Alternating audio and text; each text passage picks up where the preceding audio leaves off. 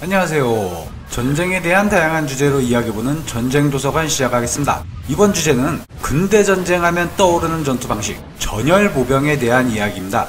횡대로 길게 밀집 대응을 이룬 상태로 장교들의 명령에 따라 병사들이 일제사격을 합니다. 마치 병정 인형들처럼 묵묵하게 혹은 공포에 질린 상태로 총탄을 교환하는 병사들, 현대전에 익숙한 우리들에게는 우스꽝스럽기도 하고 보기에 답답하기까지 합니다. 대체 이들은 왜 이렇게 싸웠을까요? 과거의 군대가 멍청해서 했을까요? 아니면 단순한 그 시대의 전통이었던 걸까요? 그런데 말입니다. 사실 어깨와 어깨를 맞대고 오와 열을 맞췄던 밀집 보병의 역사는 전쟁이란 행위가 탄생할 때부터 있어왔던 보편적인 현상입니다. 스페인 르방에서 발견된 동굴벽화에는 횡대로 대오를 갖춰 사냥하는 모습, 종대로 행군하는 군대의 모습, 그리고 횡대 상태에서 화살로 사격하는 양측 군대와 이 와중에 측면 포위 사격을 시도하는 모습들이 담겨 있죠.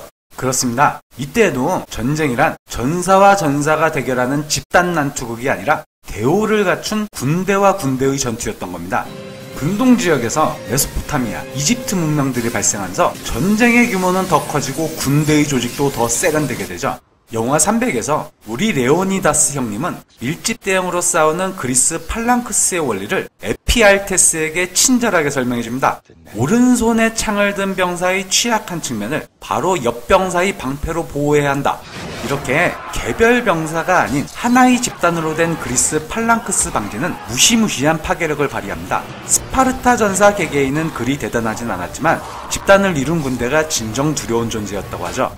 찬란한 로마 문명을 건설하게 해준 든든한 토대, 로마 군단 레기오도 밀집한 중정보병이 그 주력이었습니다. 장창으로 대표되는 그리스 팔랑크스와는 달리 커다란 방패인 스쿠투, 짧은 검 글라디우스, 투창 필름을 주무기로 사용했고 전장 상황에 따른 유연한 대형 병력, 반복 훈련한 고도의 전투기술, 그리고 강력한 부대원끼리의 유대를 통해 거의 무적에 가까운 힘을 보여주게 되죠. 주식시장에 상승장이 있었다면 하락장도 오기 마련입니다. 잘 나갔던 로마 중장보병의 약발도 슬슬 약해지기 시작하죠. 중세시대가 도래하면서 보병은 쇠퇴하고 중장기병, 즉 기사의 시대가 오게 됩니다. 튼튼한 갑옷, 강력한 기병창, 방패와 각종 무기로 무장한 기병의 충격력은 보병으로서는 도저히 막아낼 수 없었습니다.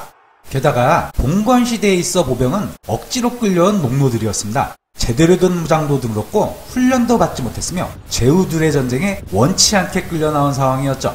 이 당시의 보병들은 보초를 서주거나 포위작전을 돕거나 잡일이나 도맡아 하면서 전투가 벌어지면 학살당하는 불쌍하기 그지없는 존재였습니다. 천년에 이르는 기병의 우위도 영원하진 않았습니다. 영국에서는 장군병과 같이 특수기술을 가진 보병들이 주요 전력으로 등장하기도 하죠.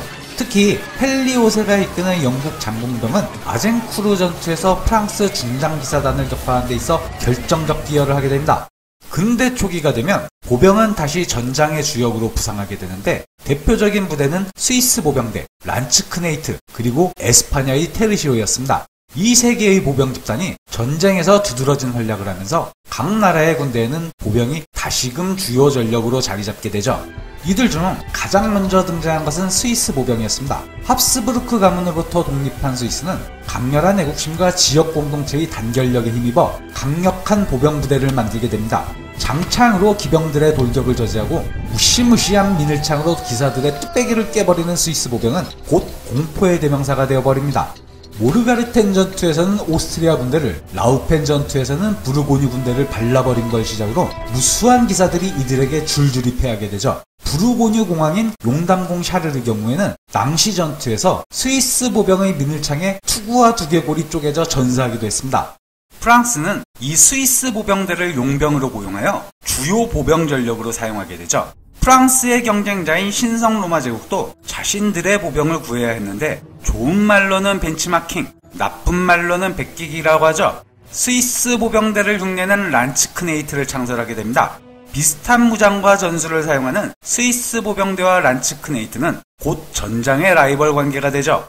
마지막으로 등장한 것은 에스파냐의 테르시오였습니다. 테르시오는 스위스 보병대나 란츠크네이트와 차별화된 병과가 하나 더 있었는데 한 손엔 방패, 다른 한 손엔 검을 든 팔라딘이 아니죠. 검병이었습니다. 전투에 돌입한 스위스 병사들은 장창으로 적진을 매우 강하게 압박하여 금방 적의 대열에 구멍을 냈지만 에스파냐군 병사들은 둥근 방패의 혐오를 받으며 칼을 들고 날래게 돌진하여 아주 맹렬히 싸운 고로 스위스 병사들을 모조리 도륙하고 압승을 거뒀다. 마키아벨리. 이들 보병 집단들에는 아르케부스나 머스켓을 사용하는 총병들이 추가되게 됩니다. 총병은 쇠뇌병이나 궁병을 대치하게 되고 이른바 장창과 탄환의 시대가 개막되죠.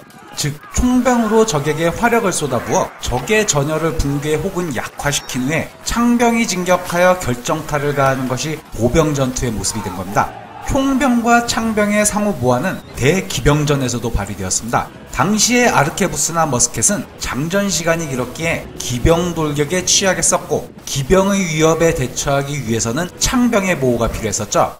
한편 에스파냐를 상대로 독립전쟁을 시작한 네덜란드에서는 마우리츠가 군대 체제에 대한 개혁을 이뤄냅니다. 마우리츠는 창병 250명과 총병 300명으로 구성된 500인대를 기본 편제로 하고 보병의 열을 8열로 줄여 에스파냐군의 테르시오보다 더 넓은 횡대를 만들게 되죠. 이렇게 넓은 횡대를 구성함으로써 총병의 화력을 더 잘 활용할 수 있게 된 겁니다. 일명 선형전의 시작이죠. 8열로 구성된 총병은 맨 앞열의 병사가 사격하면 뒤로 돌아 끝열에 서고 다음 열이 앞으로 나와 사격을 가하는 연속 사격 전술을 사용했습니다. 마우리츠 빠돌이었던 스웨덴의 국왕 구스타프 아돌프는 자신의 군대에 이 네덜란드 체제를 수입해옵니다. 한 발 더 나아가 개성까지 하죠. 스웨덴군의 대대는 창병 216명, 총병 288명으로 네덜란드군보다 총병 비중이 더 높아지게 됩니다. 네덜란드군의 8열 횡대보다 더 짧은 6열 횡대를 채택하여 횡대를 더 넓히고 필요시에는 뒤쪽 3열이 앞쪽 3열의 사이를 채워 3열 횡대 사격도 가능하게 되죠. 이 3열 횡대에서는 앞열은 무릎 쏴 자세, 가운데 열은 약간 웅크린 사격 자세, 뒷열은 서서 쏴 자세로 가공할 일제 사격도 할 수 있었습니다. 이렇게 총병의 화력을 이용한 전술은 계속 발전하게 되었고 보병 부대에서 총병의 비율도 계속 올라가게 됩니다. 17세기 후반에는 총병 4명당 창병 1명의 비율까지 올라가게 되죠. 그런데 이렇게 마냥 총병의 비율이 늘어나면 기병으로부터 총병을 보호할 창병이 너무 부족하게 됩니다. 새로운 발명 하나가 이 문제를 해결하게 되죠. 바로 총검입니다. 총검이 채택되면서 모든 총병은 필요시에 창병으로 변신할 수 있게 되었죠. 장창은 무기 목록에서 퇴출당하고 모든 보병은 머스켓 소총으로 무장하게 됩니다. 이렇게 총병으로만 무장한 보병 집단이 등장하고 이들은 4열 횡대 혹은 3열 횡대를 갖춘 선형전으로 싸우게 됩니다. 횡대를 이룬 보병은 경제적인 화력 집중이 가능했고 추가적인 보너스로 적 보병에 대한 피해도 분산시킬 수 있었습니다. 만약 종대가 두꺼운 전투 대형을 구사하면 날아온 포탄 한 발에 더 많은 병사가 당할 수밖에 없겠죠? 노르망디에 상륙한 미군 병사들처럼요. 그럼 횡대 간격이 왜 어깨와 어깨가 서로 닿을 정도로 다닥다닥 붙었던 걸까요? 란체스터 법칙을 이해하면 그 의도가 명확하게 이해됩니다.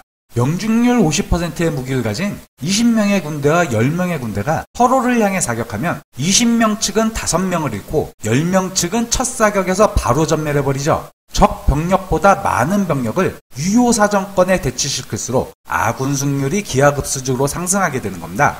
기병의 위협이 아직 유효했던 점도 이런 병력 밀도를 유지하는 원인이 되었습니다. 적 기병이 돌격해올 때 보병이 듬성듬성 배치되었다면 기병에 대항하기 위한 방진을 짤 병력이 부족할 수밖에 없겠죠.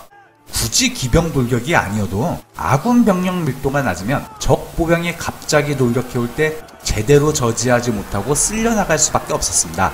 당시 머스켓의 유효 사거리가 100m 남짓밖에 안 됐으니 적이 돌격해오는 동안 한두 발 쏘고 총검에 찔려 죽을 수밖에 없는 거죠. 물론 당시 머스켓의 성능이 그리 뛰어나지 못해서 일제 사격을 해야 할 필요성도 있었고 목소리로 명령해야 하는 병력 통제의 어려움 등등 밀집 대응을 할 수밖에 없었던 기타 등등의 이유들도 많았습니다. 현대 군대에도 전열 보병의 전통이 아직 남아있습니다. 그건 바로 채식 동작.